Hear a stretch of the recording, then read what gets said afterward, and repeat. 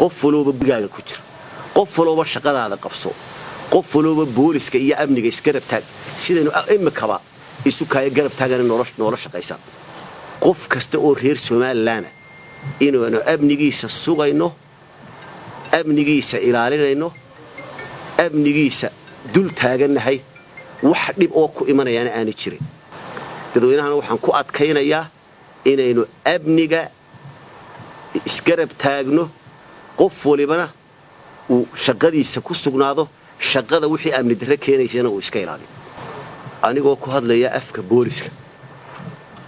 boolisku wuxuu u xil saaray wasaaradda arrimaha gudaha amniga gudaha booliskuna wuxuu u xil saaray inuu sugo amniga gudaha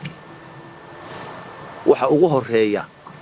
inuu shuruucda dalka socodsiiyo dastuurka qaranka ilaaliyo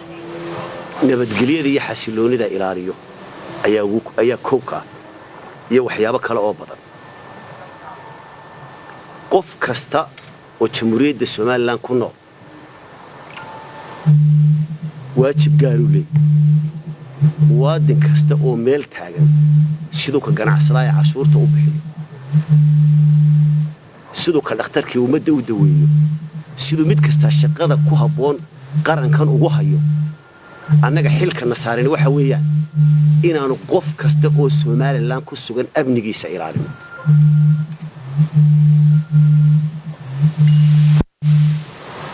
qofka cashuurta waxaanu qaadanaa ciidamada qaranku waxay qaataan cashuurta laga soo ay bixiyaan dadka muwaadiniinta noocay doonaan ha ahaadaan sida ay cashuurta noo siiyaan mushaharka u qaadano ayaa qof kasta wuxuu xaq noogu leeyahay inuu amnigooda sugno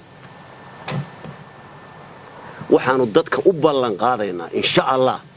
qof kasta oo reer Soomaaliland inuu amnigiisa sugayno amnigiisa ilaalinayno amnigiisa dul taaganahay wax dhib oo ku imanayana aan jirin